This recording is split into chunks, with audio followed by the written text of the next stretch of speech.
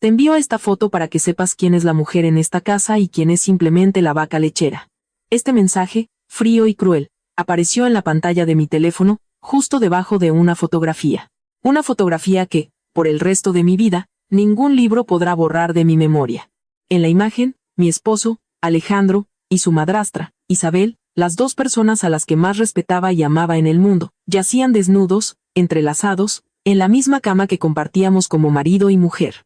En el rostro de Isabel no había ni una chispa de vergüenza, solo una sonrisa descarada, provocadora y satisfecha. Y mi esposo, que descansaba su cabeza en el brazo de ella, tenía una expresión tan contenta como la de un niño que acaba de recibir un dulce. Sentí como si una corriente de 1000 voltios recorriera todo mi cuerpo, dejándome entumecida y en agonía. El teléfono se me resbaló de las manos y se hizo añicos contra el frío suelo de baldosas.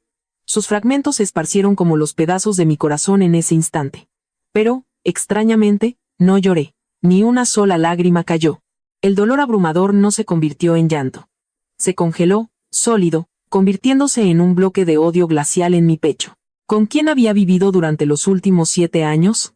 ¿Con un esposo incestuoso y una madrastra depravada? Habían representado una obra de teatro impecable, un drama sobre la familia intelectual de Polanco y el amor profundo. Todo para ocultar su repugnante relación.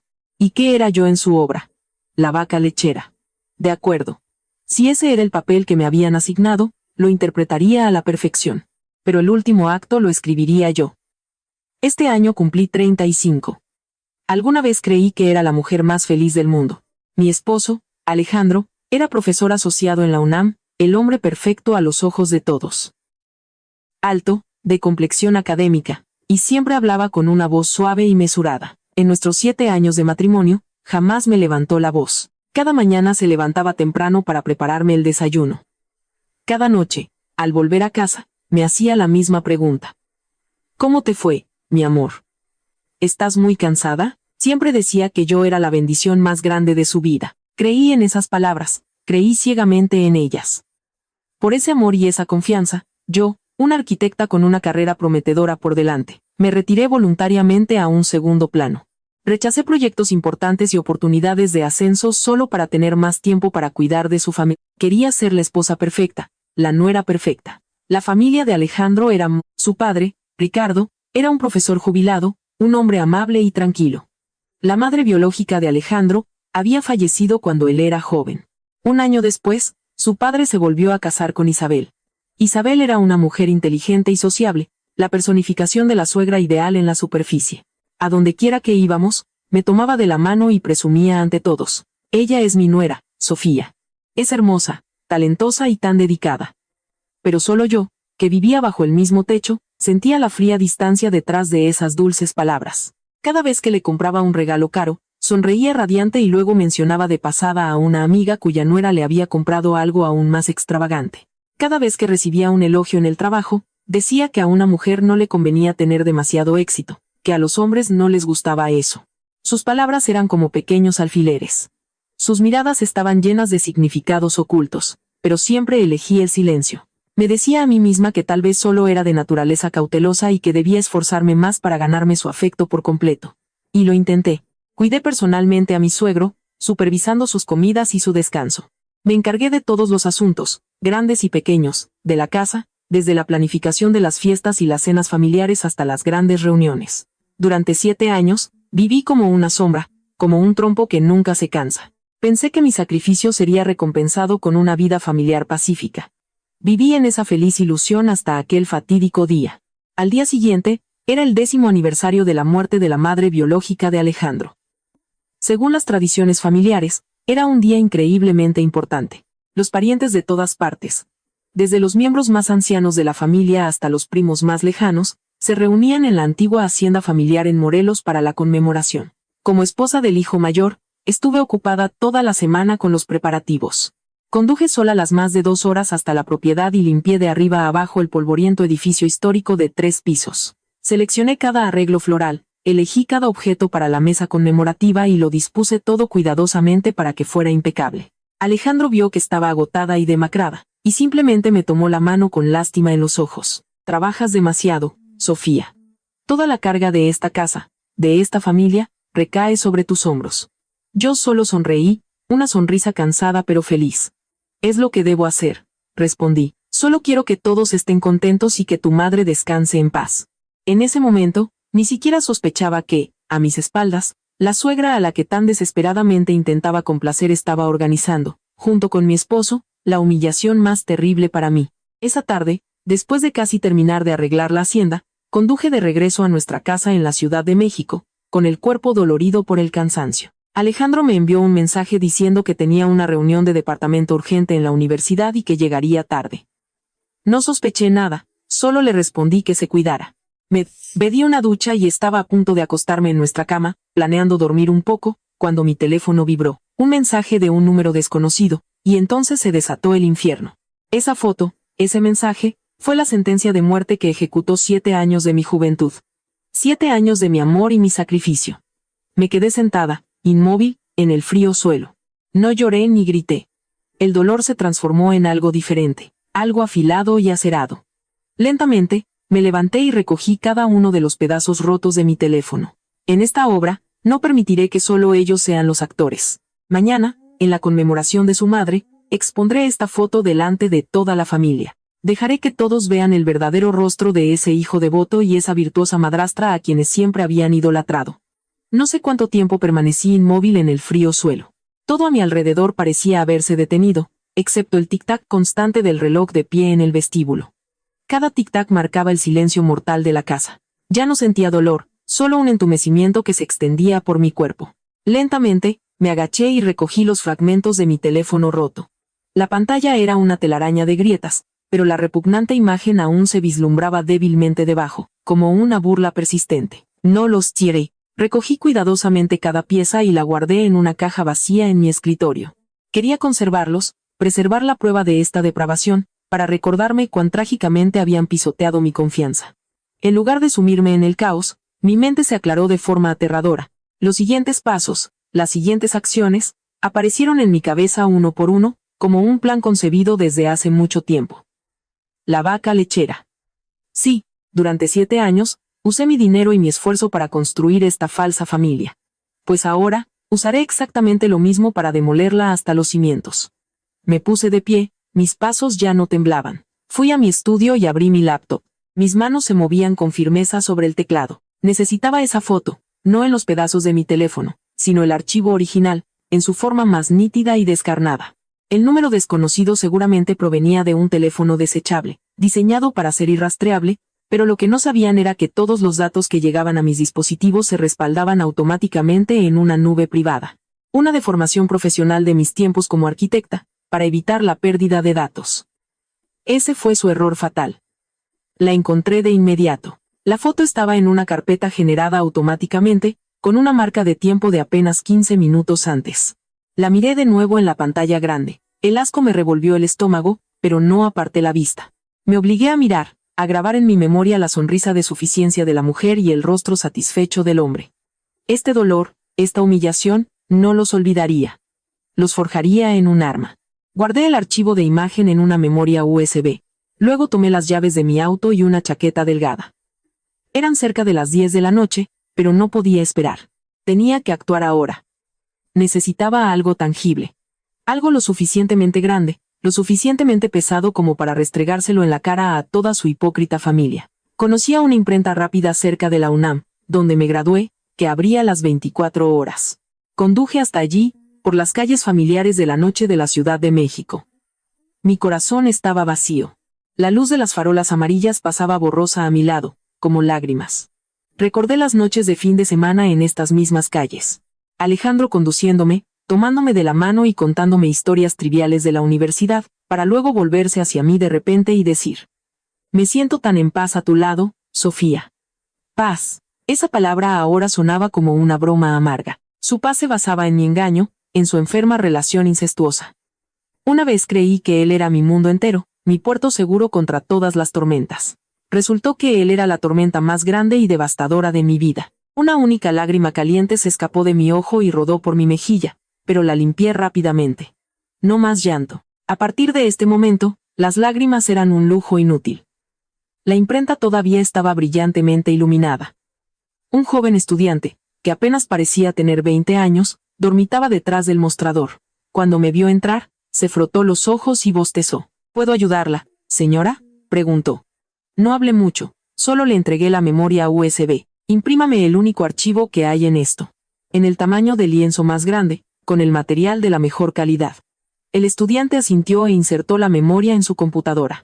Cuando la imagen apareció en su monitor, vi la conmoción en su rostro. Sus ojos se abrieron de par en par. Su boca quedó ligeramente entreabierta, y rápidamente me miró con una mezcla de curiosidad y lástima. Señora, ¿está segura de que quiere imprimir esto?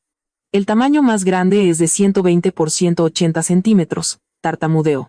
Estoy segura, respondí. Mi voz era fría como el hielo, desprovista de toda emoción. Solo imprímalo. El dinero no es problema. Mis palabras parecieron tener un peso invisible, y el estudiante no se atrevió a preguntar más. Trabajó en silencio en la computadora. Luego, la impresora de gran formato comenzó a funcionar. Su zumbido constante y seco era como la cuenta regresiva de una bomba de tiempo. Mientras esperaba, me senté en una silla de plástico y miré hacia la calle. El tráfico había disminuido, solo quedaban las luces de la calle y el silencio de la noche. Me llamaron vaca lechera. Así es. Gané mi dinero con mi propio trabajo, con mi intelecto. Y ahora, usaré precisamente ese dinero para recuperar mi dignidad. El precio de este lienzo puede ser alto, pero en comparación con mis 7 años de juventud y mi confianza pisoteada, no era nada. Aproximadamente media hora después, el estudiante me llamó. El lienzo, impreso, estaba cuidadosamente enrollado en un tubo de cartón duro. Me lo entregó, pero ya no se atrevía a mirarme a los ojos, solo murmuró. Aquí tiene, señora. Pagué y tomé el tubo. Pesaba más de lo que pensaba. El peso de la traición, de la verdad desnuda y de la venganza que estaba a punto de ejecutar. Lo coloqué con cuidado en el asiento del copiloto, donde normalmente se sentaba Alejandro. Esta noche, en el camino a casa, mi compañero no era él, sino la acusación más severa contra los crímenes de él y su madrastra. Regresé a casa, ya no sentía dolor ni pánico, solo una determinación de acero que hervía en mis venas. Me habían llevado al límite. Que no me culpen si me vuelvo cruel. No me limitaría a colgar esta foto. Convertiría la conmemoración de su madre, esa sagrada reunión familiar, en un escenario. Un escenario donde haría jirones todas sus falsas máscaras de moralidad. Me pregunto, cuando ese lienzo se desenrolle, cuando esta repugnante verdad se revele ante los ancianos de la familia y todos los parientes, ¿cómo lo enfrentarán mi esposo y su madrastra? Llegué a casa mucho después de la medianoche. La casa seguía oscura y silenciosa. Alejandro aún no había llegado. No me sorprendió. Tal vez su reunión urgente todavía continuaba, o tal vez estaba en otro lugar, en los brazos de otra mujer, los brazos de la mujer a la que llamaba mamá. En silencio, llevé el tubo con el lienzo a mi estudio y lo escondí cuidadosamente en un rincón oculto detrás de la estantería. No quería que Alejandro lo viera antes de que comenzara la función. Un regalo sorpresa debe mantenerse en secreto hasta el último momento. Luego, me senté en mi escritorio, no para llorar o autocompadecerme, sino para comenzar la segunda fase de mi plan. Si ese lienzo era la bomba atómica, lo que estaba a punto de hacer era plantar el campo de minas en el campo de batalla, asegurándome de que cuando detonara, el enemigo no tuviera ruta de escape. Abrí mi laptop e inicié sesión en la banca en línea de nuestra cuenta conjunta. Durante 7 años, casi todos mis ingresos de mis proyectos de arquitectura habían ido a parar allí. Confiaba plenamente en Alejandro. Le di control total sobre nuestras finanzas. Solo sabía que cada mes enviaba una parte para mantener a sus padres, y el resto era para nuestros gastos y ahorros. Nunca pregunté por cifras específicas. Pensé, ¿por qué contar centavos entre marido y mujer? Fue el mayor error de mi vida. Comencé a revisar el historial de transacciones de los últimos 3 años. Los números danzaban en la pantalla, fríos e impersonales. Sin embargo, contaban una historia. La historia de un desvío sistemático y sofisticado de fondos.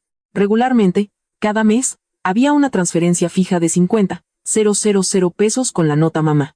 Esa era la cantidad que conocía y con la que estaba de acuerdo. Pero además de eso, había innumerables otras transferencias con justificaciones vagas.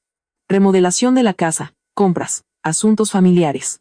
Estas cantidades variaban, a veces unos miles de pesos, a veces más de 100,000 al mes. En total, el dinero que Alejandro había transferido en secreto a Isabel en los últimos 3 años ascendía a casi 7 millones de pesos. 7 millones de pesos. La sangre comenzó. Usó el dinero que tanto me costó ganar para comprar los caros vestidos de seda y los bolsos de diseñador de los que ella tanto se jactaba, para financiar sus viajes por el mundo, de los cuales contaba sus aventuras como si su adorado hijo los hubiera pagado. Respiré hondo para reprimir mi ira. La ira no resolvería nada ahora. Necesitaba pruebas, muchas pruebas. Hice capturas de pantalla de cada transacción y las guardé en una carpeta separada protegida con contraseña. Pero aún no había terminado. Algo más me vino a la mente.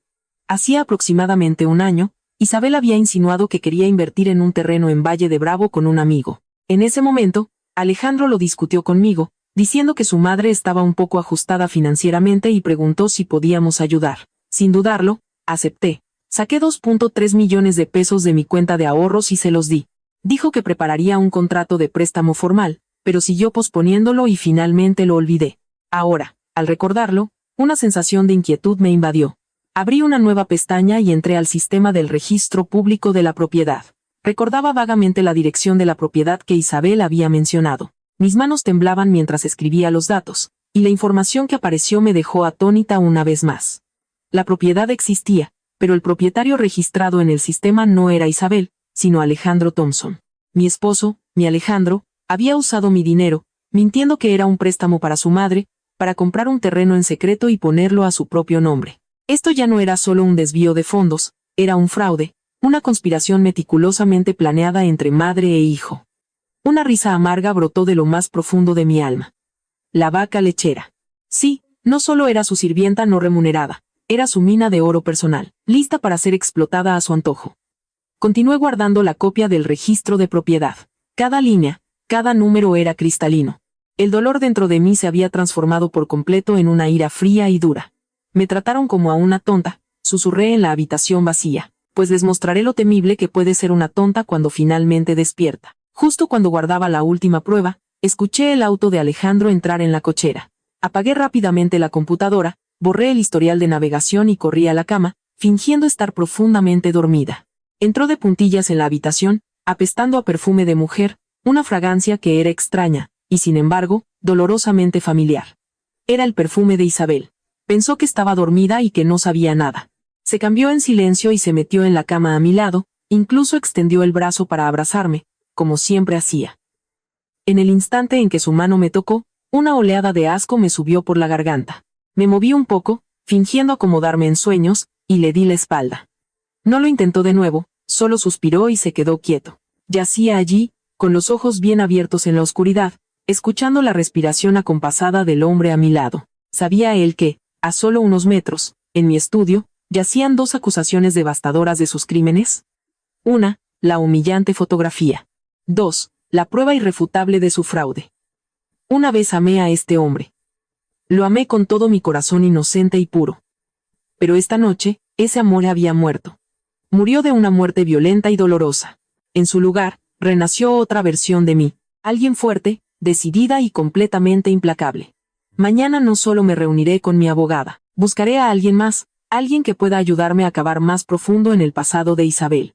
Tenía la sensación de que sus crímenes no se detenían aquí. A la mañana siguiente, me desperté antes de que sonara la alarma. La pesadilla había terminado, dejando tras de sí una fría y clara lucidez. Fui al baño y me miré en el espejo. Las sombras de la noche de insomnio se asentaban bajo mis ojos, pero mi mirada ya no era cansada ni dolorosa, era aguda y decidida. Me maquillé con más cuidado de lo habitual y elegí un traje sastre negro que irradiaba poder. Hoy ya no era Sofía, la dócil ama de casa. Era una guerrera preparándose para la batalla. Cuando bajé, Alejandro e Isabel ya estaban sentados en la mesa del desayuno. Una escena familiar, pero hoy me revolvía el estómago. Seguían interpretando sus papeles a la perfección. La suegra adorable, el hijo devoto. Isabel puso una rebanada de jamón serrano en el plato de Alejandro. Su voz era melosa. Come, querido, te ves tan delgado últimamente. Alejandro sonrió y se volvió hacia mí. ¿Despertaste? Ven, desayuna un poco, corazón. Saqué una silla y me senté. No dije nada, solo comí en silencio. La atmósfera en la mesa de repente se volvió extrañamente tensa. Quizás mi silencio los inquietó. Sofía se ve diferente hoy, ¿no crees? Dijo Isabel con voz inquisitiva. Tan estricta, como un hombre. Una mujer debería ser un poco más suave para que su esposo la valore.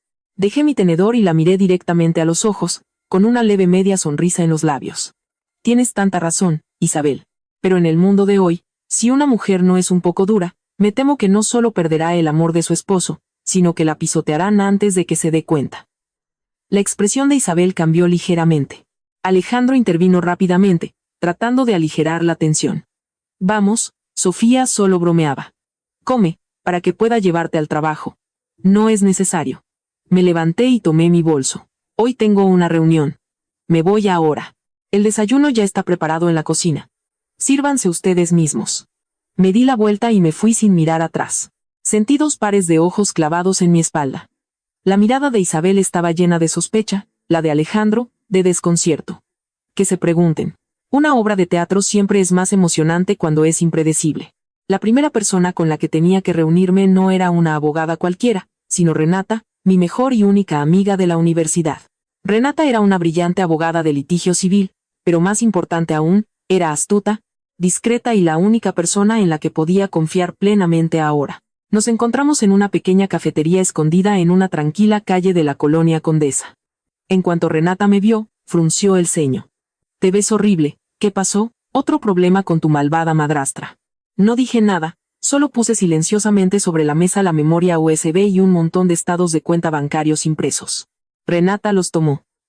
A medida que leía, su expresión se volvía cada vez más seria. Sus finas cejas se fruncieron, sus ojos pasaron de la sorpresa al asombro, y luego a la pura ira. Cuando vio la foto de Alejandro e Isabel, se le escapó una maldición. «Dios mío, estos animales». Renata golpeó suavemente la mesa, su voz llena de furia. «Sofía, has vivido con esta gente durante 7 años. No puedo creerlo». Yo solo asentí en silencio. Este dolor era más que suficiente para que una persona lo soportara. No quería que mi amiga también se hundiera en esta negatividad. Renata respiró hondo para calmarse. Con la perspicacia de una abogada, entendió de inmediato. «De acuerdo, Sofía, ahora no es momento de lamentarse. ¿Qué quieres? ¿Qué hago por ti? Quiero que todo salga a la luz», dije con voz firme. «Quiero que paguen por lo que me hicieron. Quiero divorciarme y recuperar todo lo que es mío». «El divorcio y la recuperación de bienes no serán difíciles», declaró Renata con confianza. «Con estas pruebas, los tenemos acorralados. El fraude y la malversación cometidos por Alejandro y su madre son clarísimos». Pero Renata vaciló y me miró con preocupación. «Pero su relación enfermiza, esa es la parte complicada. Cae en una zona gris moral. Es muy difícil llevarlo ante la justicia sin pruebas más directas o una confesión. Además, ¿estás segura de que quieres hacer esto público? Sería un escándalo enorme, que no solo afectaría la reputación de su familia, sino también la tuya». Las palabras de Renata me hicieron reflexionar por un momento. Tenía razón. ¿Podría soportarlo? ¿Qué pasaría con mis padres, mis parientes? Pero entonces, la sonrisa provocadora de Isabel brilló en mi mente. No podía dejar que siguieran viviendo detrás de la máscara de la falsa moralidad. Sus crímenes, de una forma u otra, debían ser castigados. «Entiendo tus preocupaciones, Renata», dije, «pero no puedo detenerme. Así que, además de preparar las acciones legales, te pido que hagas algo más por mí, algo que está un poco fuera de tu ámbito habitual. Solo dilo». «Quiero saber todo sobre el pasado de Isabel». Renata frunció el ceño. «¿Su pasado? ¿A qué te refieres?» «Quiero saber quién era antes de convertirse en la madrastra de Alejandro. ¿Qué hacía? ¿Con quién se relacionaba? Una mujer capaz de tal monstruosidad. No creo que su pasado esté limpio. Tengo la sensación de que sus crímenes no se detuvieron aquí». Renata guardó silencio por un momento, pensativa. Un destello de admiración apareció en su rostro. «Sofía, realmente has cambiado. Ya no eres esa chica dulce y fácil de manejar». Sonrió, y su sonrisa estaba llena de confianza. «Está bien, déjamelo a mí. Tengo contactos que pueden desenterrar información útil. Mientras tanto, tú debes mantener la calma y seguir con la farsa. No dejes que sospechen nada». Asentí, y un peso se me quitó de encima. Al menos esta batalla ya no la libraba sola. Renata estaba a mi lado, una aliada brillante y astuta. Cuando salí de la cafetería, no fui a casa. Conduje directamente a la hacienda familiar en Morelos. La conmemoración era mañana, y yo tenía que estar allí, no solo para cumplir mi papel de nuera devota, sino para buscar algo más. Tenía el presentimiento de que las respuestas sobre el pasado de Isabel podrían estar ocultas en este lugar solemne y antiguo. La casona de la familia se erguía silenciosamente al final de un pequeño camino de terracería, aislada del ruido de la carretera principal. Poseía una belleza atemporal y sombría, con su techo de tejas cubierto de musgo y muros de piedra que se habían oscurecido con el paso del tiempo. No era la primera vez que venía. Durante los últimos 7 años, En el aniversario de la muerte de la madre de Alejandro, llegaba un día antes, completamente sola, para limpiar y preparar todo. Alejandro siempre decía que estaba ocupado. Isabel argumentaba que no estaba acostumbrada al trabajo físico. Solo yo, la nuera sin lazos de sangre, era quien cuidaba con esmero meticuloso el nido ancestral de la familia de mi esposo. Pero hoy no regresaba solo con la devoción de una nuera, sino con otro propósito. Buscaba algo, una pieza faltante del pasado de Isabel. El cuidador de la propiedad era don Miguel, un pariente lejano. Tenía más de 80 años, pero su mente seguía afilada como una navaja. Vivía solo en una pequeña casita junto al edificio principal. Desde que me casé con la familia, fue una de las pocas personas que me trató con una calidez genuina. A menudo me llamaba niña buena y trabajadora. Cuando me vio llegar, se alegró, apoyándose en su bastón para salir a recibirme a la puerta. Sofía, eres tú, otra vez completamente sola para preparar todo para la difunta señora. ¿Dónde están ese muchacho Alejandro y su nueva madre, para dejarte todo este trabajo pesado? Sonreí y le tomé el brazo. Alejandro tiene una reunión e Isabel no se siente muy bien, así que vine yo primero. ¿Cómo está usted, don Miguel? Suspiró y negó con la cabeza. Envejeciendo, mi niña, pero no me quejo, solo vivo el día a día. Pasa, descansa tus pies, tómate una taza de té. Me senté y conversé con él durante un buen rato. Le pregunté por su salud y charlamos sobre pequeños asuntos familiares. No tenía prisa por sacar el tema de Isabel. Sabía que con los ancianos se necesita paciencia y que las cosas deben surgir de forma natural. Suspiré a propósito. No sé por qué, pero últimamente duermo mal, solo me preocupo por las cosas. Me preocupa la salud de Ricardo. Quedó tan destrozado después de que falleció la madre de Alejandro. Menos mal que apareció Isabel para cuidarlo, de lo contrario. Dejé la frase flotando en el aire. Don Miguel tomó un sorbo de su té. Sus ojos se perdieron en el patio cubierto de musgo. Bueno, supongo que es el destino. La llegada de Isabel a esta familia fue algo extraño. En ese momento, todos se sorprendieron. ¿Sorprendidos? ¿Por qué? Fingí curiosidad. Oí que era una vieja amiga de la familia. Soltó una risa breve y despectiva. Amiga, no. Alguien conocido la presentó. Lo extraño es que, antes de conocer a tu suegro, ya había estado casada, pero de alguna manera, toda la información sobre su exesposo y su familia fue ocultada como si estuviera bajo tierra. Nadie vio ni una foto de su primera boda. Solo escuchamos rumores de que era originaria del norte, cerca de la frontera con Estados Unidos. Se casó con un tipo y lo siguió hasta acá para empezar una nueva vida. Luego algo pasó. Se divorciaron y ella terminó completamente sola por aquí. Sus palabras me golpearon como un rayo. ¿Un esposo anterior? ¿De la frontera? ¿Por qué no supe nada de esto en los últimos 7 años? Alejandro y toda su familia me lo habían ocultado deliberadamente. Al ver mi expresión de asombro, don Miguel continuó, bajando la voz. Fue hace mucho tiempo. A nadie en la familia le gusta hablar de eso. Pero te diré honestamente, desde que ella llegó, el carácter de esta familia simplemente cambió. Tu suegro se volvió cada vez más silencioso, como un fantasma en su propia casa. Y Alejandro, siempre fue un buen chico, respetuoso. Pero desde que ella se convirtió en su madrastra, solo hace lo que esa mujer dice, no tiene voluntad propia. A veces veo todo esto y siento mucha pena por su pobre madre. Era una verdadera santa. Dedicó toda su vida a cuidar de su esposo y su hijo. Y sin embargo, no terminó la frase, solo suspiró, pero yo entendí. Entendí su vaga inquietud. Isabel no era solo una madrastra, tenía un pasado misterioso, y, de alguna manera, había manipulado tanto a mi esposo como a mi suegro. Me quedé sentada un rato más, luego me disculpé para ir a limpiar el edificio principal. Mi mente era un torbellino. La información que don Miguel compartió, aunque fragmentaria, abrió una nueva línea de investigación. Una mujer con un pasado oculto, un exesposo borrado de la historia. ¿Qué pudo haber pasado? Mientras desempolvaba la repisa de la chimenea conmemorativa, mi mano se detuvo en una vieja caja de madera tallada, escondida en el fondo de un armario. Un candado de latón descolorido la mantenía cerrada. Por curiosidad, la sacudí con cuidado. El candado no estaba muy firme. Usé un pasador de mi moño y, después de un poco de manipulación, el pestillo saltó. Dentro de la caja no había reliquias, sino algunas pertenencias personales de la difunta madre de Alejandro. Un diario amarillento, algunas fotografías en blanco y negro, y un fajo de cartas cuidadosamente atadas con una cinta morada desvaída. Mi corazón latía con fuerza.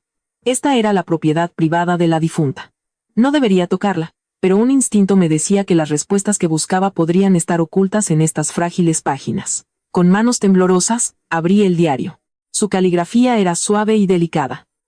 Pasé a las últimas entradas, escritas en el periodo previo a su muerte. Y entonces, una línea hizo que todo mi cuerpo se helara. Hoy vino de nuevo. Trajo medicina. Dijo que es una receta familiar tradicional, gotas de hierbas. Pero no sé por qué, cada vez que tomo su medicina, me siento tan cansada. Mi cabeza está nublada. ¿Quién era esa mujer misteriosa que le llevaba medicina a la madre de Alejandro en sus últimos días? La caligrafía temblorosa en la página del viejo diario era como una aguja fría que me atravesaba la mente. Hoy vino de nuevo. Todo mi cuerpo temblaba, no de miedo, sino de una ira creciente. La madre biológica de Alejandro, una mujer que, según don Miguel y otros parientes, era amable y virtuosa, tuvo que pasar sus últimos días sumida en tal fatiga y duda. Hojeé las páginas apresuradamente. Su caligrafía se volvía cada vez más insegura, difícil de leer, y en algunos lugares estaba manchada, como si hubieran caído lágrimas sobre ella. Ricardo, escribió, refiriéndose a mi suegro, ha estado tan extraño últimamente. Retraído y silencioso. Cuando le pregunto sobre la medicina, simplemente evade el tema y me dice que no me preocupe, pero veo el miedo en sus ojos. ¿A quién le teme? ¿De qué tiene miedo? Y luego, en la última página, solo había una sola palabra, garabateada apresuradamente, como si su autora hubiera usado su última onza de fuerza. Isabel. Cuidado. Isabel. El nombre resonó como un trueno. Mi cuerpo entero se congeló. La mujer misteriosa con la medicina tradicional era Isabel, así que su conexión con esta familia no comenzó después de la muerte de la madre de Alejandro. Ya había estado aquí antes, interpretando el papel de una amiga cariñosa que traía remedios. Y, ¿la muerte de la madre de Alejandro fue realmente solo por una enfermedad repentina?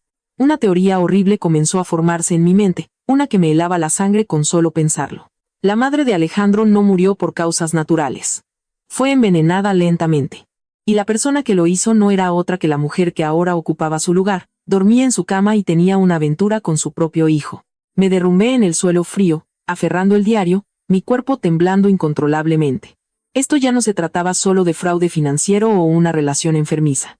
Se trataba de asesinato. Un crimen que había sido perfectamente ocultado durante 10 años. Ahora lo entendía. Entendía por qué mi suegro se había vuelto tan retraído y silencioso.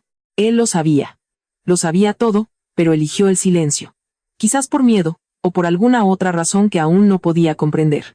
Entendía por qué el pasado de Isabel estaba tan cuidadosamente oculto, porque no se trataba solo de un divorcio. Probablemente escondía secretos aún más oscuros. Con manos temblorosas, volví a guardar el diario y las cartas en la caja de madera. No podía dejar que nadie supiera lo que había descubierto. Todavía no. No hasta que tuviera pruebas más concretas. Las cosas ahora habían superado con creces lo que podía manejar sola. Necesitaba a Renata, y tenía que proceder con más cautela que nunca. Ese día, terminé de limpiar la propiedad con el corazón apesadumbrado. Mis movimientos eran mecánicos. Mis pensamientos estaban consumidos por una sola pregunta. ¿Por qué? ¿Por qué una mujer podía ser tan malvada? Esa noche no me quedé en la hacienda como solía hacer. Le dije a don Miguel que tenía un asunto urgente en la ciudad. Conduje toda la noche, pero no a la casa que compartía con Alejandro, sino directamente al departamento de Renata. Cuando Renata vio mi estado de agitación, supo de inmediato que algo muy grave había sucedido. Me hizo pasar y cerró la puerta. Sofía, ¿qué pasa? Pareces como si hubieras visto un fantasma. No hablé, solo le entregué el diario. Mientras lo leía, el rostro de Renata pasó de la sorpresa al horror, y luego a una seriedad que nunca antes le había visto. Cuando terminó, me miró. Su voz era firme. Sofía, esto ya no es un asunto familiar, esto es evidencia de un posible asesinato. Tenemos que ir a la policía de inmediato. No, la interrumpí rápidamente. Renata, todavía no tenemos pruebas irrefutables. Este diario es solo la sospecha de una persona fallecida. Si actuamos ahora, ella lo negará todo y destruirá cualquier prueba que quede. Han pasado 10 años. Probarlo no será fácil. Renata caminaba de un lado a otro en su departamento. Su expresión era de profunda preocupación. Sabía que yo tenía razón. Entonces, ¿cuál es tu plan? Necesito saber qué medicina le dio Isabel a la madre de Alejandro, dije. Mi voz era tranquila de nuevo. Encontraré la manera de conseguir una muestra de los suplementos que ahora le da a mi suegro. Puede que haya una conexión. Y te pido algo más. Busca los expedientes médicos de la madre de Alejandro de hace 10 años. Y lo más importante, averigua quién es ese misterioso ex esposo. Tengo la sensación de que él es la clave de todo esto. Renata me miró. Sus ojos eran una mezcla de preocupación y admiración. Sofía, ¿te das cuenta de lo peligroso que es esto? Si se da cuenta de que estás investigando, no te dejará en paz. Lo sé, respondí con una mirada inquebrantable, pero no puedo detenerme, Renata. Ya no hago esto solo por mí, lo hago por la madre de Alejandro, una mujer que murió injustamente, y por mi suegro, que vive con miedo.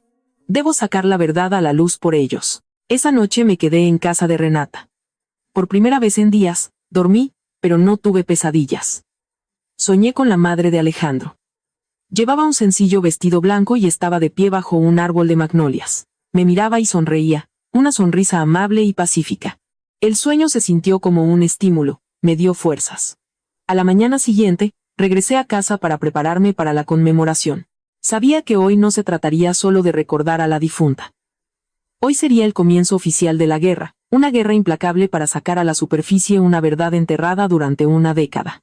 Me preguntaba si, en el aniversario de la muerte de la primera esposa, enfrentándose a una nuera que guardaba un terrible secreto, Isabel mostraría alguna grieta en su fachada. La conmemoración se llevó a cabo en una atmósfera solemne pero pesada y sofocante. Temprano por la mañana, los familiares se reunieron en la hacienda. El olor a incienso se mezclaba con el de los lirios blancos, creando un ambiente a la vez sagrado y triste. Como la nuera mayor, dirigí todo a la perfección, tal como lo había hecho en los últimos 7 años.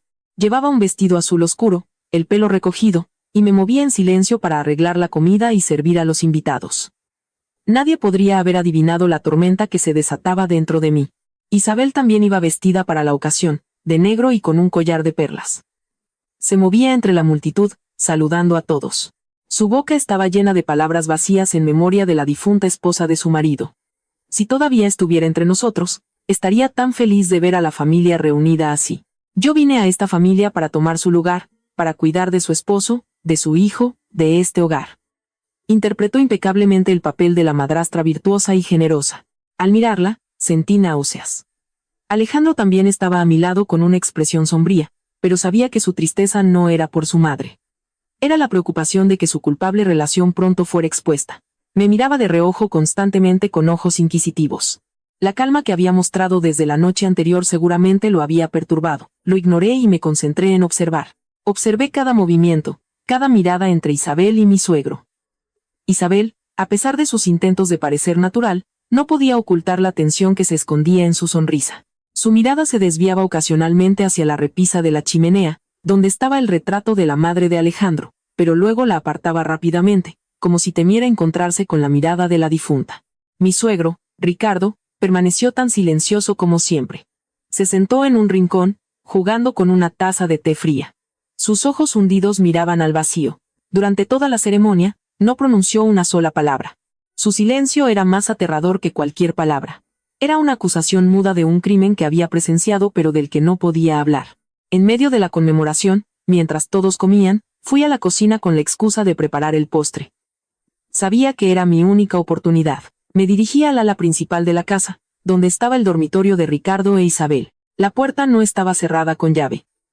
Mi corazón martillaba contra mis costillas. Me deslicé dentro. El aire olía ligeramente a ungüento de mentol y hierbas. Fui directamente a la mesita de noche de Ricardo. Recordaba haberlo visto guardar sus vitaminas allí una vez. Afortunadamente, todavía estaban allí, una pequeña caja de madera llena de píldoras de color marrón oscuro. Con manos temblorosas, tomé 2, las envolví con cuidado en un pañuelo y las metí en lo profundo de mi bolsillo. Estaba a punto de irme cuando mis ojos se posaron en una pequeña fotografía que yacía boca abajo sobre la mesa. Por curiosidad, le di la vuelta. Mi corazón dio un vuelco. La foto era de Isabel, pero mucho más joven. Estaba de pie junto a un hombre desconocido, alto, musculoso, con una larga cicatriz sobre la ceja. Pero lo que me horrorizó no fue el hombre, sino el fondo. Estaban de pie frente a la puerta de una prisión. Rápidamente, volteé la foto. Una escritura desvaída decía en el reverso: el día que saliste. Una celebración para ti, una celebración para nosotros. Rápidamente saqué mi teléfono, fotografié ambos lados de la foto y la volví a colocar en su sitio. Un sudor frío cubrió mi cuerpo. ¿El ex de Isabel era un criminal convicto? ¿Qué era esto?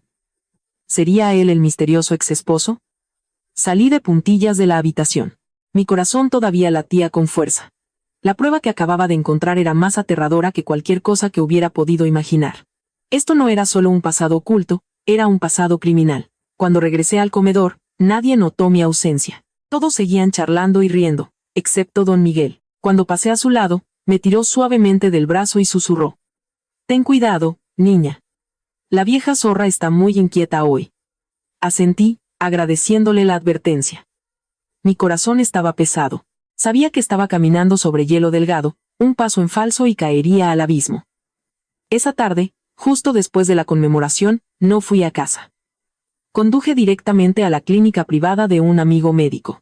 Le di las 2 pastillas y le pedí que las enviara a un laboratorio para su análisis. Luego fui al despacho de Renata y le mostré la foto que había tomado. Renata la estudió, su rostro sombrío. Una prisión, una cicatriz. Este hombre no es una persona común, Sofía. Investigaré su identidad, pero debe ser extremadamente cuidadosa. Meterse con alguien así no es un juego.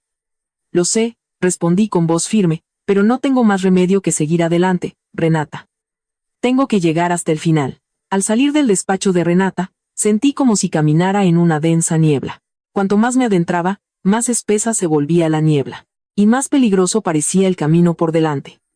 Pero sabía que al final del camino esperaba la luz de la verdad, y tenía que encontrarla, costara lo que costara.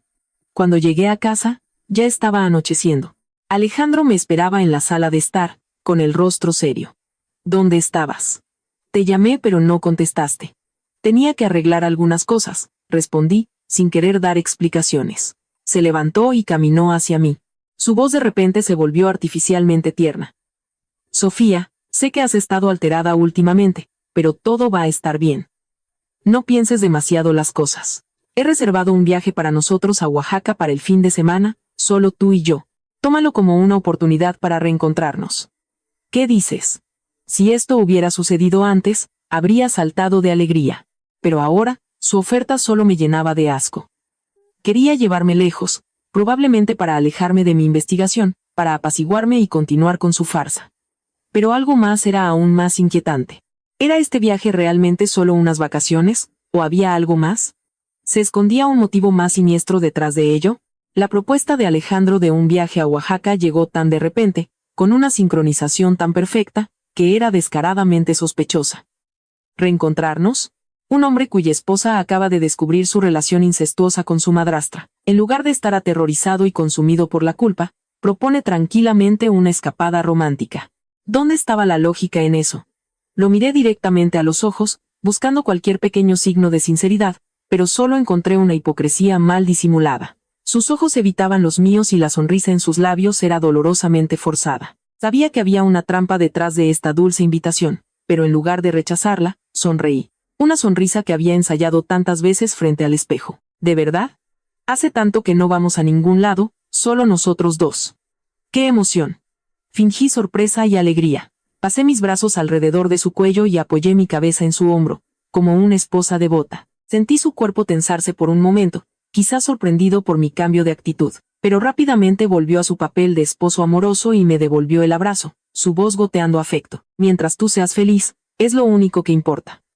Solo haz las maletas. Yo me encargo de todo lo demás.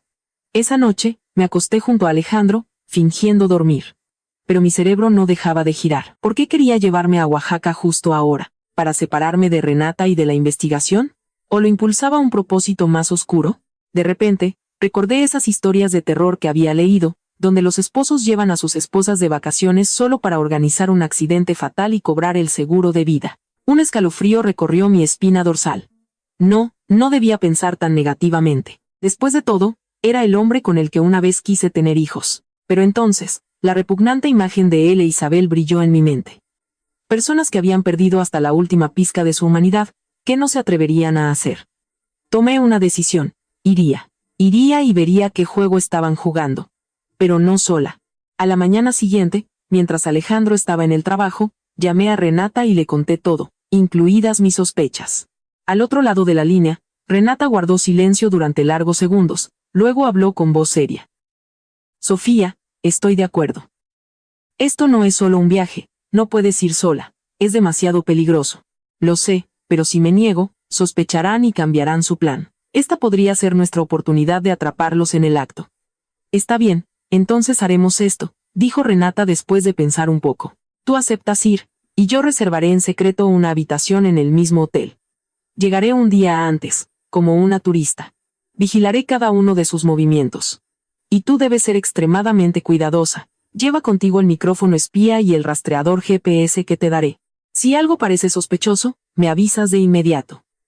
El plan de Renata me tranquilizó un poco. Con ella cerca, al menos no estaría sola. 3 días después, partimos. Alejandro interpretó el papel del esposo infinitamente atento. Llevó todo el equipaje. Condujo todo el camino y constantemente me preguntaba si estaba cansada o hambrienta. Interpretó su papel a la perfección. Nos registramos en un hotel de lujo en la costa de Oaxaca. Hermosos acantilados, una playa de arena blanca y palmeras. El paisaje era maravilloso, romántico, pero en mi corazón sentía un nudo de tensión. Mantuve cuidadosamente mi distancia de Alejandro, citando el cansancio del viaje, evitando cualquier intimidad. Renata ya me había enviado un mensaje para decirme que se había registrado en un bungalow cercano, y que tenía vista a nuestra habitación desde lejos. La primera noche transcurrió con relativa tranquilidad. Cenamos en el restaurante del hotel. Alejandro no paraba de ponerme comida en el plato y contaba historias alegres, tratando de crear un ambiente romántico. Pero vi la inquietud en sus ojos. Miraba discretamente su teléfono, y lo guardaba rápidamente cuando veía que yo miraba. ¿Estaba esperando algo o contactando a alguien? Esa noche, alegando cansancio, me fui a la cama temprano. Me acosté en la cama. El pequeño micrófono escondido bajo mi almohada ya estaba encendido. Alejandro se duchó durante mucho tiempo. Cuando salió, lo oí abrir silenciosamente la puerta del balcón y susurrar a su teléfono. Su voz era tan baja que solo pude captar algunas palabras. Mamá, mañana, según el plan, sin errores. Mi corazón latía en mi garganta, así que había un plan. Un plan fijado para mañana, en el que Isabel también estaba involucrada. A la mañana siguiente, después del desayuno, Alejandro anunció con entusiasmo. Sofía, hoy te llevaré a un lugar muy especial. Te garantizo que te encantará. No me dijo a dónde, solo que me pusiera algo bonito. Elegí un vestido largo blanco, que parecía etéreo y femenino, pero que en realidad me permitía moverme con facilidad. En secreto, le escribí a Renata para avisarle. Alejandro condujo un convertible alquilado por la impresionante carretera costera. Luego, se desvió por un camino más pequeño que se adentraba en una reserva natural. La zona se volvió cada vez más desierta, y una sensación de pavor comenzó a apoderarse de mí. ¿Por qué me llevaba a un lugar tan aislado? Finalmente, el auto se detuvo frente a una pequeña playa virgen pero increíblemente hermosa. Las rocas eran pequeñas y blancas. El agua era tan clara que se podía ver el fondo del mar. A lo lejos, se alineaban formaciones rocosas de formas extrañas. ¿No es hermoso?, preguntó Alejandro mientras me rodeaba la cintura con el brazo. Busqué mucho para encontrar este lugar. Es solo nuestro. Tenía razón. No se veía un alma, solo el sonido de las olas y el susurro del viento entre los árboles. Forcé una sonrisa, pero por dentro estaba gritando. ¿Dónde estaba Renata? ¿Habría podido seguirnos? Alejandro me llevó a pasear por la playa. Me mostró conchas brillantes y pequeños cangrejos que correteaban por las rocas. Interpretó a la perfección el papel del amante romántico, pero sabía que todo era solo el preludio de un drama aterrador. Cuando llegamos a un gran saliente de roca que se adentraba en el mar, Alejandro se detuvo. Se volvió hacia mí, y su expresión cambió de repente. La sonrisa desapareció de su rostro. Sofía, tengo que decirte algo, dijo en voz baja. Sabía que este era el momento. Lo miré directamente a los ojos. Mi voz, sorprendentemente, sonaba tranquila. Te escucho. Guardó silencio por un momento, luego, de repente, se arrodilló ante mí. Sacó una pequeña caja de terciopelo rojo de su bolsillo, la abrió, y reveló un reluciente anillo de diamantes. Me quedé helada. ¿Qué nueva farsa era esta? Sofía, cásate conmigo otra vez, dijo con voz cargada de emoción. Esta sorpresiva propuesta de matrimonio en este lugar desolado no era romántica. Era grotesca. ¿Qué estaba planeando? El anillo de diamantes brillaba bajo el sol, reflejando una luz fría y sin alma, igual que los ojos del hombre arrodillado ante mí. Cásate conmigo otra vez. Las palabras, resonando con el sonido de las olas, sonaban tan falsas y absurdas. ¿Por quién me tomaba? ¿Por una tonta que podía ser comprada con una piedra brillante y unas pocas palabras dulces? ¿O era esto también parte del plan, una actuación elaborada para arrullarme en una falsa sensación de seguridad antes de hacer su movimiento? No respondí. Me quedé allí, mirándolo, tratando de descifrar los cálculos detrás de su expresión seria. Al ver mi silencio, Alejandro pareció perder la paciencia. Se levantó, se acercó y me tomó la mano. Sofía, sé que cometí un error. Mi madre y yo te hemos hecho daño, pero todo fue un malentendido. Te amo de verdad. Por favor, dame una oportunidad para enmendarlo, para empezar de nuevo. Podemos hacerlo. Deslizó el anillo en mi dedo. Fue más una imposición que una propuesta. No retiré la mano. Quería ver hasta dónde estaba dispuesto a llegar con esta farsa. Empezar de nuevo, repetí. Mi voz era incolora. Podemos hacerlo. Por supuesto que sí, Sofía. Claro que podemos, dijo apresuradamente, como si temiera que cambiara de opinión. Solo perdóname, y olvidaremos todos los problemas. Te prometo que nunca más te haré sentir triste. Mi madre también lo lamenta.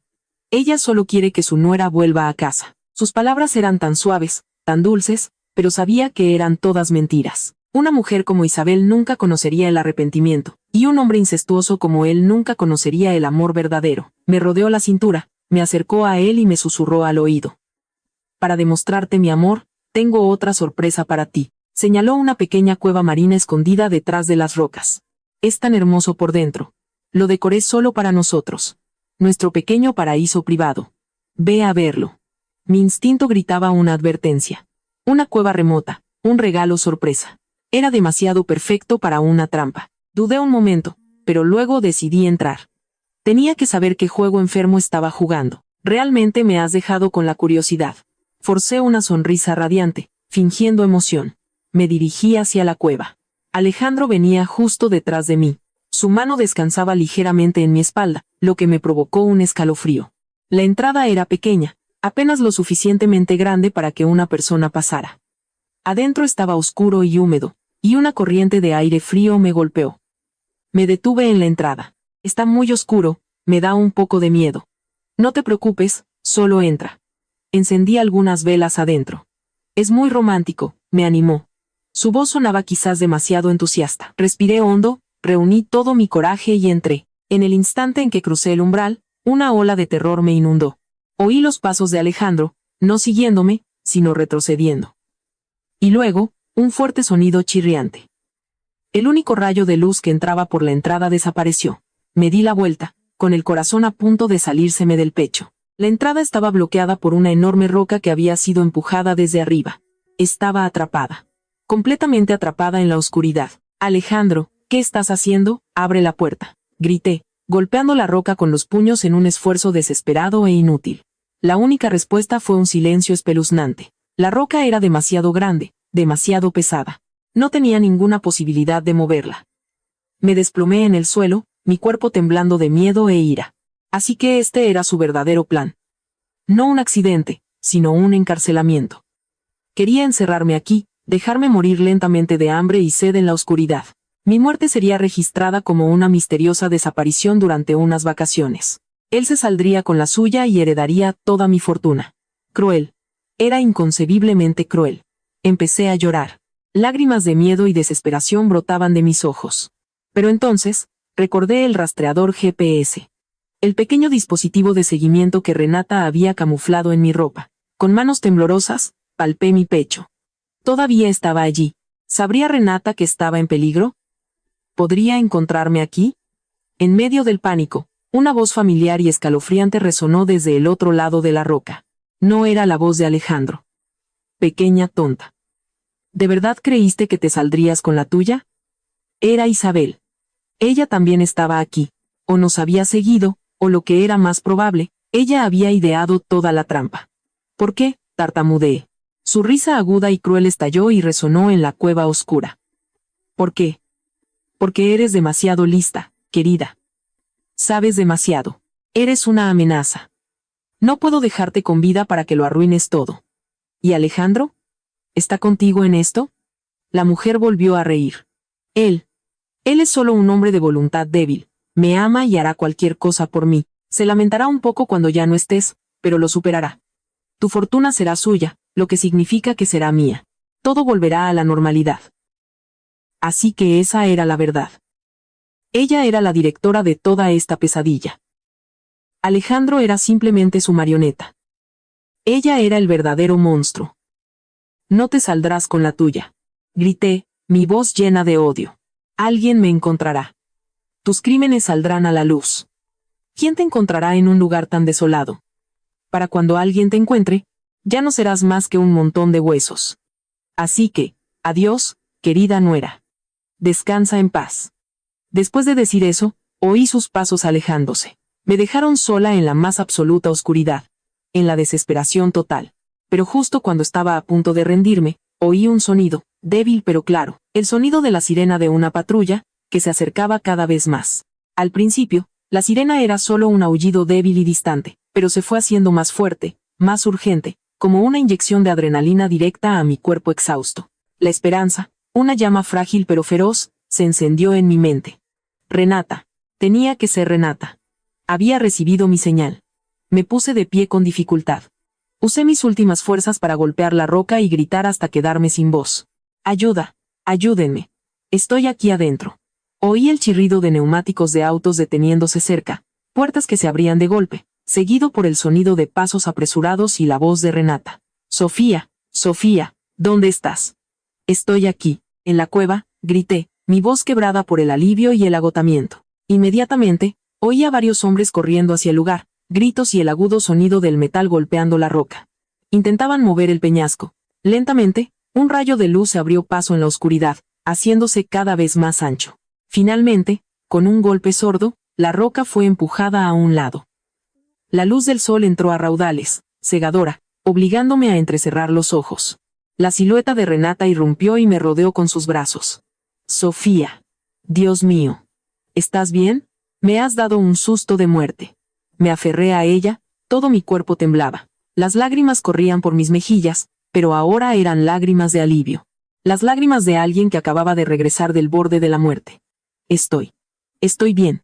Gracias, Renata. Gracias.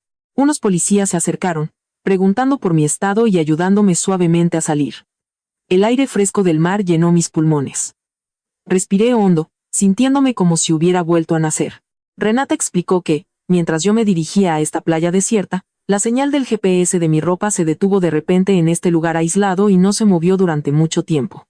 Sintiendo que algo iba muy mal, contactó de inmediato a la policía local, con la que ya se había puesto en contacto previamente, les dio las coordenadas y solicitó ayuda urgente. Gracias a Dios, llegaron a tiempo. ¿Dónde están esos monstruos?, pregunté, mirando alrededor de la playa vacía. Huyeron, respondió uno de los policías. Cuando oyeron la sirena, se subieron a su auto y se fueron.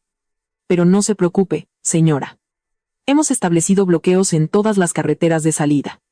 No llegarán muy lejos. Me llevaron de regreso al hotel para descansar y dar una declaración preliminar. El micrófono escondido bajo mi almohada había grabado perfectamente la conversación telefónica de Alejandro la noche anterior, y el que estaba oculto en mi broche había documentado con claridad cristalina la falsa propuesta de matrimonio y las burlas de Isabel fuera de la cueva. Era una prueba irrefutable. Aproximadamente una hora después, recibimos la noticia.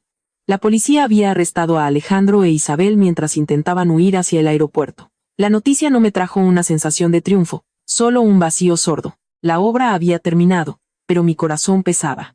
Esa noche, me senté sola en el balcón de mi bungalow, mirando el océano oscuro. Renata estaba gestionando todo el papeleo y ya venía en camino.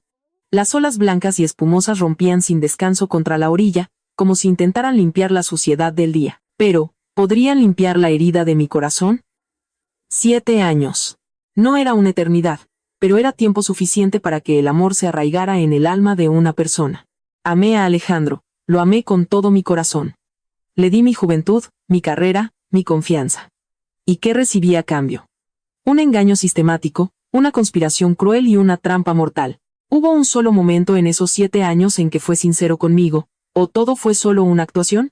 Cuando Renata llegó, trajo más noticias, noticias que me dejaron en shock. Sofía, no vas a creer esto. Cuando la policía registró el coche de Isabel, encontraron algo. ¿Qué?, pregunté, mientras el mal presentimiento resurgía en mí. Renata me mostró una foto en su teléfono. Era la foto de una libreta de ahorros y varios documentos de seguro. ¿Sabes de quién es el nombre en esta cuenta? De Ricardo. Tu suegro. El saldo es de más de 9.5 millones de pesos. Y lo que es más importante, en esta póliza de seguro de vida, con una suma asegurada de 95 millones de pesos, la única beneficiaria en caso de muerte de Ricardo es Isabel. Me quedé sin palabras. ¿Un seguro de vida de 95 millones de pesos? Mi suegro, un profesor jubilado y apacible, con una pensión modesta. ¿Cómo podía tener un seguro de esa magnitud? ¿Y por qué Isabel era la única beneficiaria? Todavía no lo entiendo, Renata. Yo tampoco, respondió Renata, pensativa. Pero la policía encontró algo más. Un pequeño frasco sin etiqueta con pastillas, escondido en lo profundo de su bolso. Lo han enviado a analizar. Algo está muy mal aquí, Sofía. Tengo la sensación de que tu situación es solo la punta del iceberg. Un iceberg que incluye a tu suegro y, quizás, la muerte de la madre de Alejandro. Las palabras de Renata me provocaron un escalofrío. La muerte de la madre de Alejandro, el frasco sin etiqueta, el enorme seguro de vida. Todas las piezas, aparentemente inconexas, comenzaban a encajar, revelando una conspiración mucho más horrible de la que acababa de sobrevivir. De repente, lo comprendí. Quizás la verdadera razón por la que mi suegro se había vuelto tan retraído y silencioso no era solo que le tuviera miedo a Isabel. La punta del iceberg. Las palabras de Renata me persiguieron durante otra noche de insomnio. Pensé que ya había alcanzado el fondo de la maldad humana, pero parecía que un abismo aún más oscuro y profundo se abría bajo mis pies. Yacía en la cama, escuchando el golpeteo rítmico de las olas, tratando de unir las piezas. El frasco sin etiqueta. El seguro de 95 millones de pesos. El silencio aterrador de mi suegro y la muerte repentina de la madre de Alejandro después de una breve enfermedad hacía 10 años. ¿Cómo se conectaba todo esto? ¿Y qué papel jugaba Isabel, la mujer con un pasado misterioso, en todo ello? Sentí como si estuviera frente a una enorme cortina de velo, y si la descorría, se revelaría una verdad espantosa. Al día siguiente, Renata y yo volamos de regreso a la Ciudad de México. La investigación de Oaxaca fue transferida a la Fiscalía de la capital para una mayor ampliación. Tan pronto como aterrizamos, recibí una llamada de un número desconocido. «Hola, ¿hablo con la señora Sofía Thompson?» La voz temblorosa de un hombre mayor sonaba al otro lado de la línea. Para mayor claridad, Sofía es la esposa. «Sí, soy yo. ¿Quién habla?» Soy don Miguel, de la hacienda», dijo, su voz desesperada. «Don Miguel, ¿qué pasa?» «Ha ocurrido algo terrible, Sofía. Su suegro, Ricardo, se ahorcó en la biblioteca». Toda la fuerza abandonó mi cuerpo. El teléfono cayó al suelo con un estrépito. ¿Mi suegro se había suicidado? ¿Por qué? ¿Por qué justo ahora? Mi visión se oscureció. Renata corrió para sostenerme. Sofía, ¿estás bien?» Ya no podía oírla. En mi mente, solo una pregunta resonaba. ¿Por qué, cuando llegamos a la hacienda en Morelos, la zona ya estaba acordonada por la policía? Vecinos y curiosos se arremolinaban, susurrando entre ellos. Vi una ambulancia estacionada en la puerta. Sus luces rojas y azules parpadeaban lúgubremente. Intenté correr hacia adentro, pero un oficial me detuvo. «Señora, por favor, mantenga la calma. La escena aún está siendo procesada». Un momento después, don Miguel fue escoltado fuera por otro oficial. Parecía haber envejecido 10 años en una sola noche. Sus ojos estaban rojos y vacíos. Cuando me vio, se tambaleó hacia adelante y me agarró la mano. «Sofía, es mi culpa. Todo es mi culpa». «Don Miguel, ¿de qué está hablando?», tartamudeé, temblando. Sacó un sobre arrugado de su bolsillo y lo puso en mi mano. Antes de hacerlo, Ricardo me dio esto. Dijo que si algo le pasaba, debía dártelo a ti. Dijo que solo tú podrías revelar la verdad para todos. Con manos temblorosas, abrí el sobre. Dentro había una carta, escrita con la familiar y temblorosa caligrafía de mi suegro. «Sofía, mi querida nuera, para cuando leas esta carta, probablemente ya no estaré en este mundo, no llores por mí. Esta es la única salida para un hombre cobarde que ha vivido los últimos 10 años en pecado y miedo. Lo siento mucho, Sofía». Sabía todo desde hace mucho tiempo. Sabía que Isabel no era una mujer común.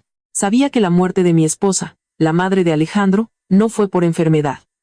Y sabía que tú eras su próxima víctima. Hace 10 años, cuando mi esposa enfermó, Isabel apareció, interpretando el papel de una vieja y amable amiga, y trajo sus remedios tradicionales. Confié ciegamente en ella. Yo mismo, con mis propias manos, le preparaba la medicina a mi esposa, sin saber nunca que esas gotas contenían un veneno de acción lenta. Un veneno que no mataba al instante, sino que destruía lentamente sus órganos, haciendo que su enfermedad pareciera cada vez más grave e incurable. Sin saberlo, me convertí en cómplice del asesinato de la mujer que más amaba en el mundo. Para cuando me di cuenta de la verdad, ya era demasiado tarde. Mi esposa se había ido, e Isabel usó ese secreto para controlarme. Me amenazó con exponerme como un asesino si no la obedecía. Me obligó a casarme con ella. Me obligó a poner todas mis propiedades a su nombre. Ese seguro de 95 millones de pesos también fue idea suya. Me obligó a ponerla como única beneficiaria. Viví como una sombra, una marioneta en sus manos, durante 10 años. No me atrevía a hablar porque tenía miedo de perderlo todo. Miedo de ir a la cárcel. Miedo de enfrentar mi propia culpa. Hasta que llegaste tú, Sofía.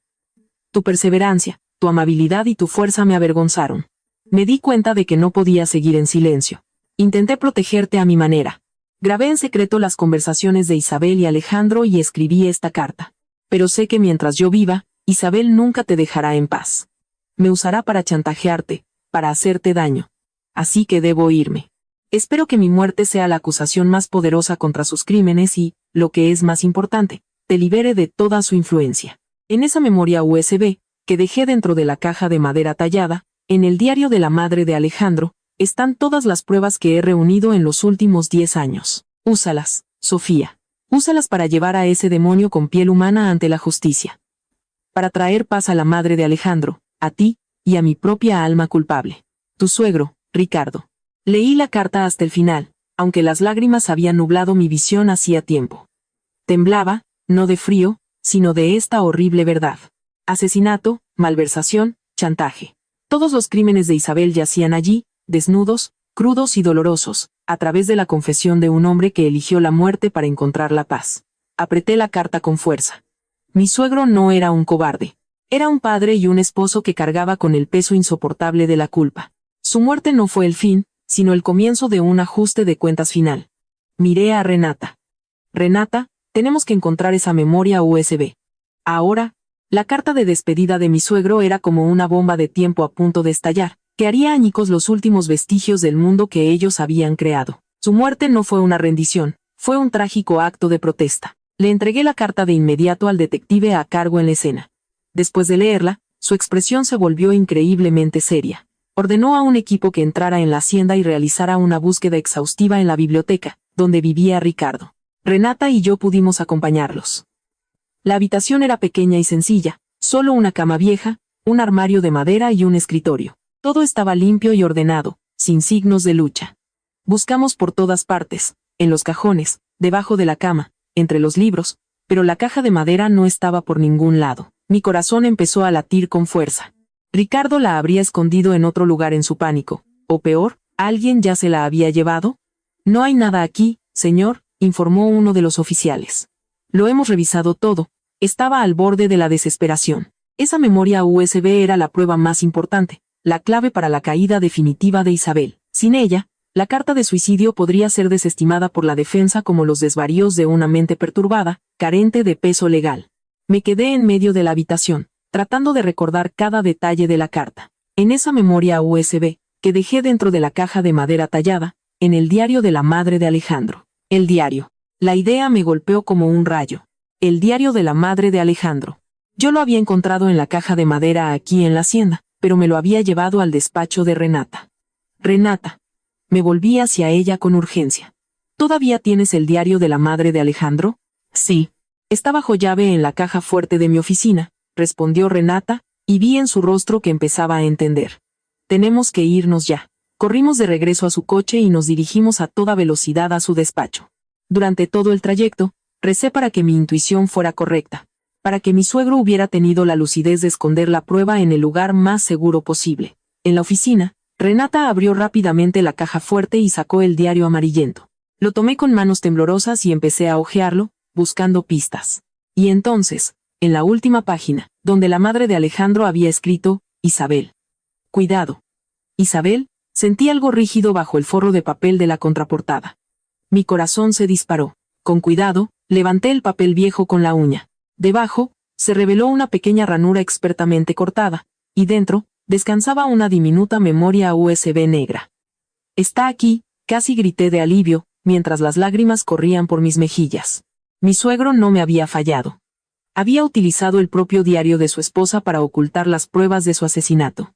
Un último acto fatídico y significativo. No perdimos tiempo. Llevamos la memoria USB directamente a la jefatura de policía, donde, en presencia de Renata, los detectives y yo, la conectaron a una computadora. Aparecieron multitud de archivos. No solo grabaciones de audio, como mencionaba la carta de Ricardo, sino también videos grabados con una cámara oculta y copias escaneadas de los documentos y contratos que Isabel le había obligado a firmar. Todo meticulosamente organizado en carpetas por fecha. Mi suegro, el apacible profesor, se había convertido en secreto en un investigador paciente y metódico durante los últimos 10 años. Reprodujeron el primer video. Era una imagen granulada, filmada desde un rincón oculto de la sala de estar. En la pantalla, Isabel le daba a Ricardo un tazón de medicina, una poción oscura. «Dale esto, le hará mucho bien. Le ayudará a dormir mejor», dijo con su voz melosa, pero sus ojos eran fríos.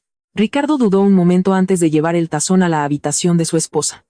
El siguiente video, grabado unos días después, mostraba a Alejandro, entonces solo un joven, en la misma sala. «Mamá, ¿por qué mamá parece tan cansada últimamente?», preguntó, su voz preocupada.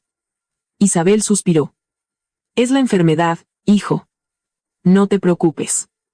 Solo deja que yo me ocupe de ella. Tú solo tienes que escucharme».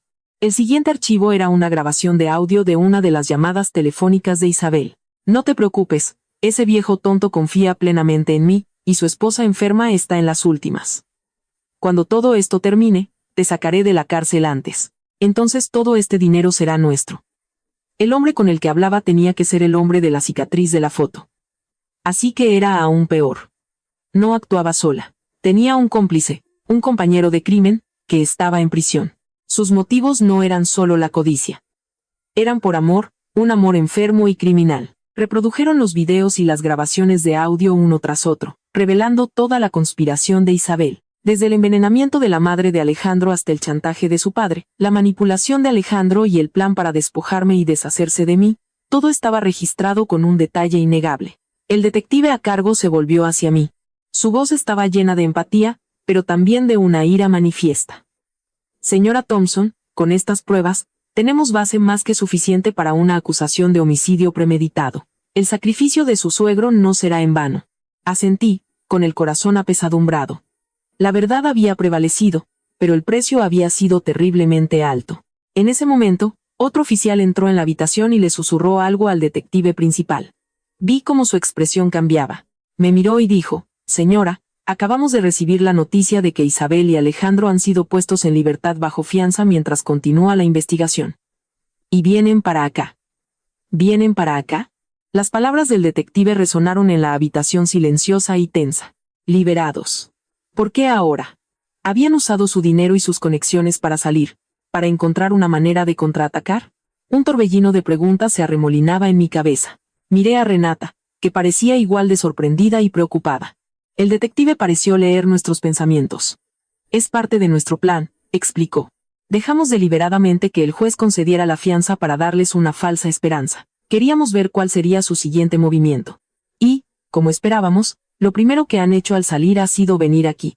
Probablemente creen que pueden negociar con usted, o tal vez amenazarla una última vez». Respiré hondo, tratando de calmar mi corazón desbocado. Una confrontación. Había llegado el momento de enfrentarme a los demonios que habían destruido mi vida y esta familia. «Entiendo», dije, mi voz estable de nuevo. «Me reuniré con ellos». Unos 10 minutos después, la puerta se abrió. Isabel y Alejandro entraron, escoltados por 2 policías. No se parecían en nada a las personas arrogantes y engreídas que una vez fueron. Isabel había perdido peso visiblemente. Había más canas en su cabello. Sus ojos estaban hundidos por el agotamiento y la amargura. Alejandro entró con la cabeza gacha, incapaz de mirar a nadie a los ojos. La personificación de un cobarde patético. En el momento en que Isabel me vio, una llama de puro odio se encendió en sus ojos. Se abalanzó hacia mí, pero el oficial a su lado la detuvo.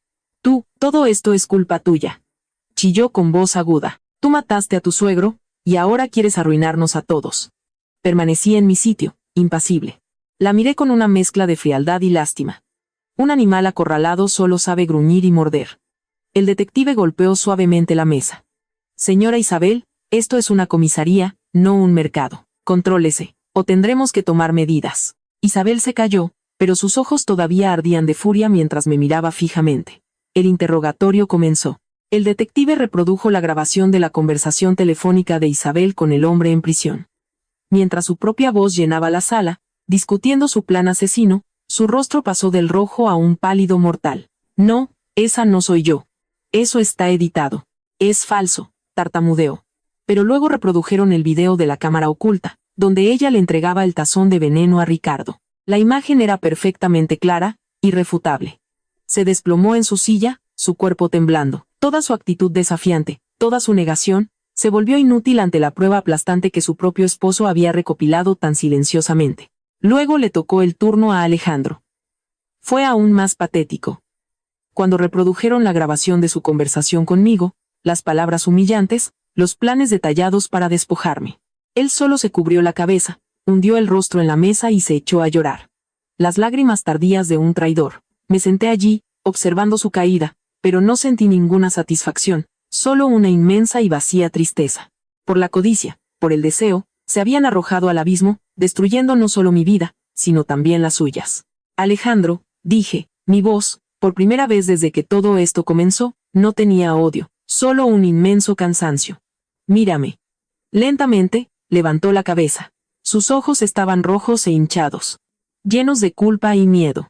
En los últimos 7 años, ¿alguna vez te hice algo malo a ti o a tu familia? Sacudió la cabeza con vehemencia, incapaz de hablar. Dediqué mi vida a esta familia. Traté a tu madrastra como si fuera mi propia madre. Confié en ti plenamente. ¿Y qué recibí a cambio? Engaño, traición y un plan asesino que ocultaron durante una década. ¿Sentiste alguna vez una pizca de culpa, Alejandro, aunque sea por un momento? No respondió, solo siguió llorando. Ya no podía saber si sus lágrimas eran reales o falsas. Y tú, me volví hacia Isabel, que estaba sentada en su silla en estado de shock. Asesinaste a una mujer inocente, la mujer cuyo lugar robaste en esta familia. Envenenaste a tu propio hijastro, lo convertiste en tu marioneta, tu cómplice. Arruinaste mi vida y arruinaste la vida de tu esposo. ¿Qué has ganado con todo esto? ¿Dinero? ¿O tu sórdida aventura con un convicto? Isabel levantó la cabeza de golpe. Sus ojos eran salvajes. ¿Qué sabes tú?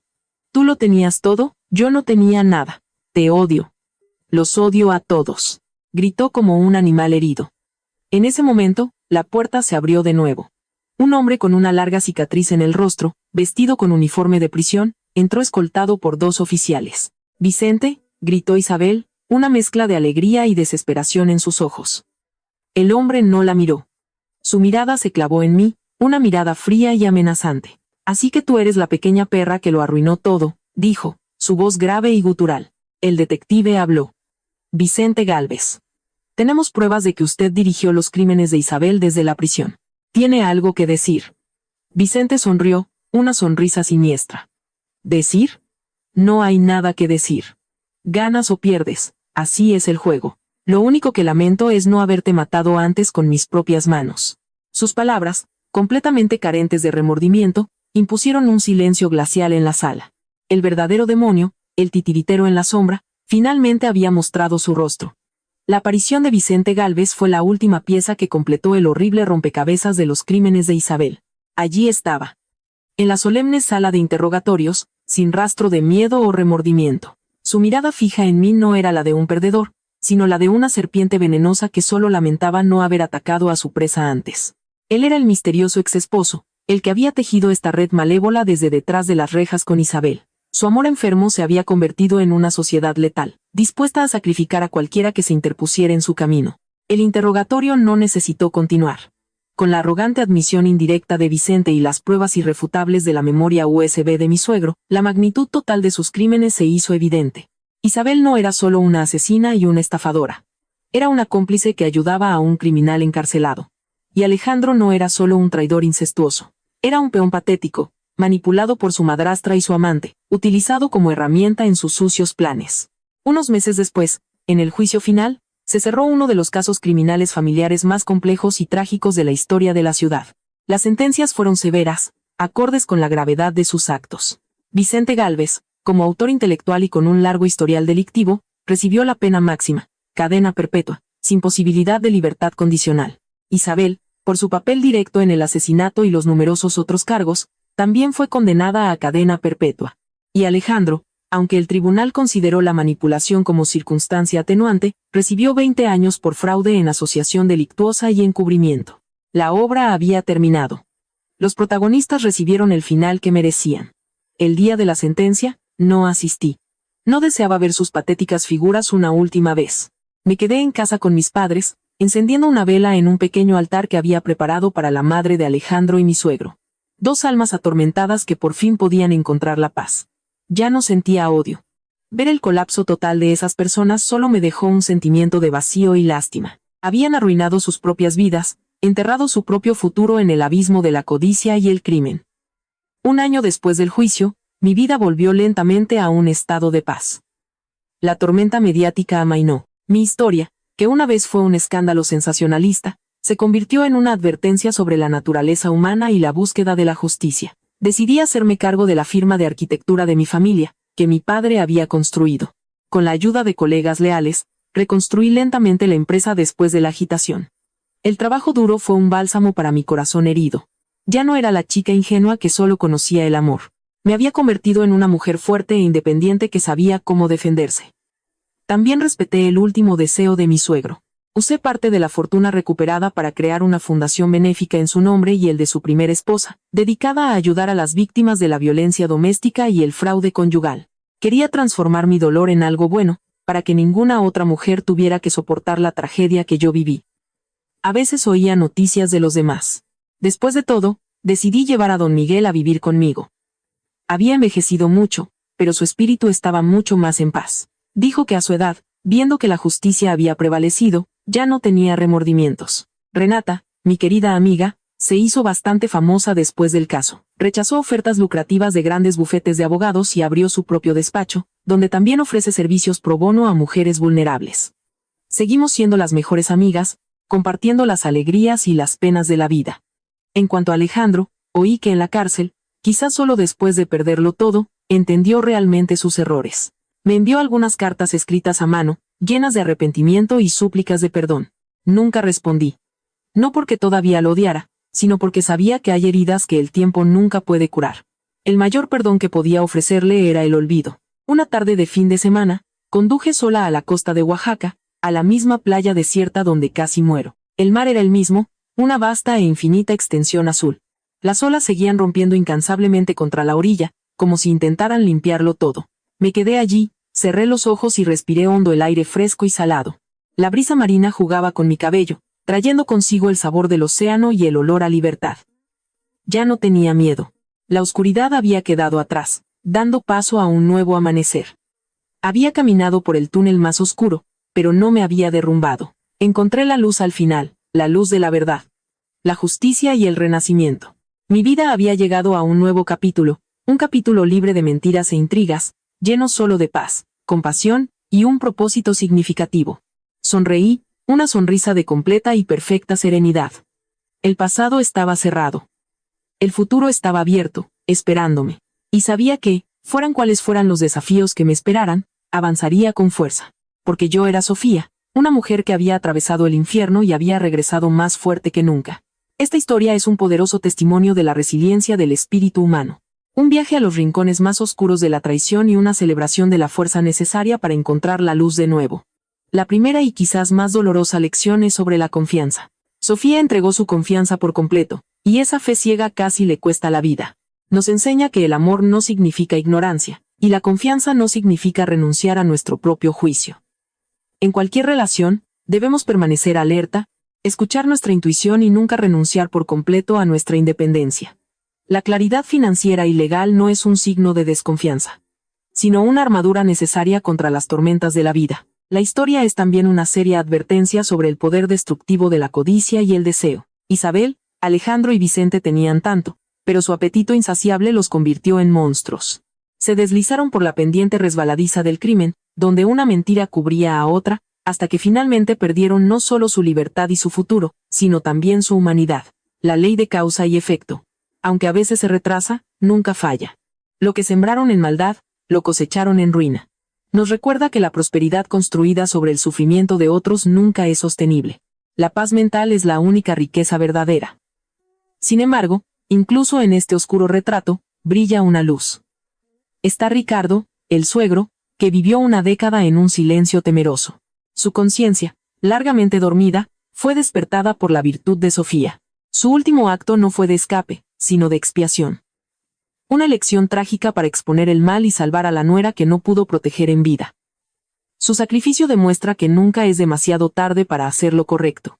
Y, sobre todo, esta es una historia sobre el renacimiento. Miremos a Sofía. Aunque fue empujada al borde de la desesperación absoluta, no se quebró. El dolor no la destruyó. La forjó en alguien más fuerte, más sabia y más decidida. Transformó sus lágrimas en acción, su ira en lógica fría. Su viaje demuestra que la mayor fortaleza de una mujer no reside en su fragilidad, sino en su voluntad inquebrantable. Después de la tormenta, no solo se mantuvo firme, sino que reconstruyó su vida con más propósito que nunca. Al fundar una organización benéfica, convirtió su tragedia personal en un faro de esperanza para otros. Esta es la victoria más profunda y significativa de todas. Que esta historia brinde coraje, autoestima y una fe inquebrantable en la justicia a todos los que la escuchen.